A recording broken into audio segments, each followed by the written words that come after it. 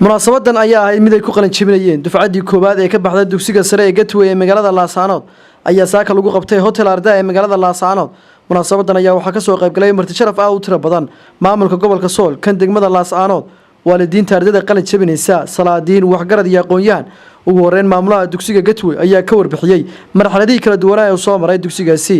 aad bay farxad igu tahay goobtan wanaagsan xafladan wanaagsan qalin jabinta wanaagsan ama qalin bedelka wanaagsan ee dufcadii koowaad ee dugsiga sare ee Gateway Secondary School aad buu shucuurteedu u kacsan tahay aad baan u dareemayaa farxad weyn maadaama ay noqotay dufcadii koowaad ee taariikhda baalka cad kaga qortay.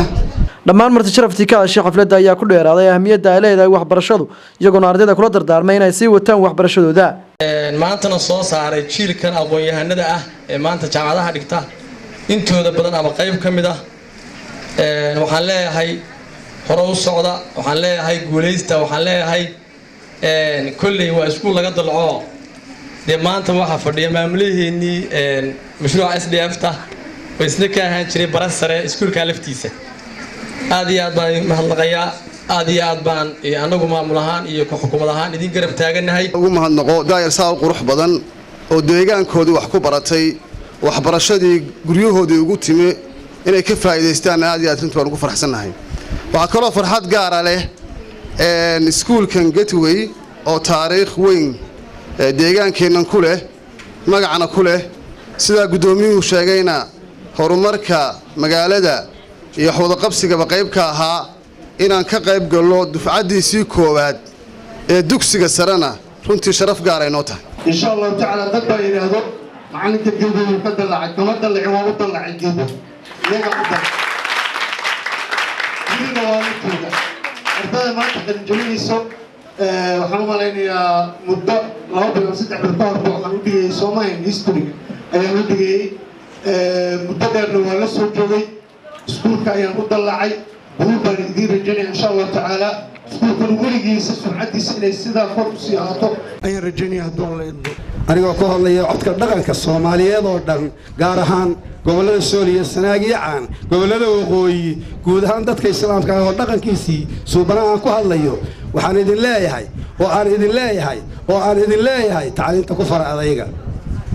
tacliinta ku fara adayga waxaad leedihiin laba waalid labadiina waalid ha ilaawina marka tacliinta dhamaysataan labadaba waad xasuusan doontaan. aad iyo aad ugu mahad celinayaa oo aan mar labaad iyo mar saddexaad ba salaamayaa ardayda Gateway Secondary School anigoo aan kala reebin guud ahaantoodba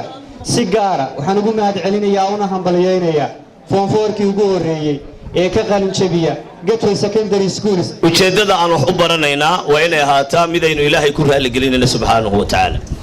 haddaynu Ilaahay ku caasino oo Ilaahay ka xorowno min walba faylkiisa ayuunba hoosta la dhigi doonaa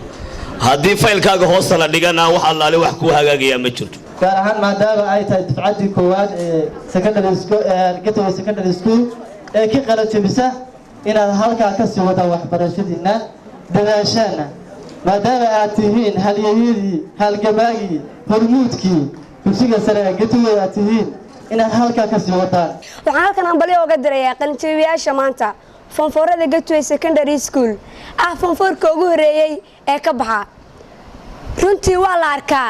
geed baxa oo weynaada waana la arkaa geed la beero laakiin dhexda ku banjara amal geedkaas oo xumaada waxaa maanta ku guuleysteen form 4 ardayda inay gaareen higsigoodii jaranjaradii koobaad. macallimiinta ay salaan garayga gudoon maamulka Gateway School dhammaan waa salaamantihiin ardayda qalan jabisay dhammaan waa salaamantihiin Gateway oo isku duuban oo salaaniga Mukhtar Abdi Jaamac wararka warbaahinta SBC Laascaanood.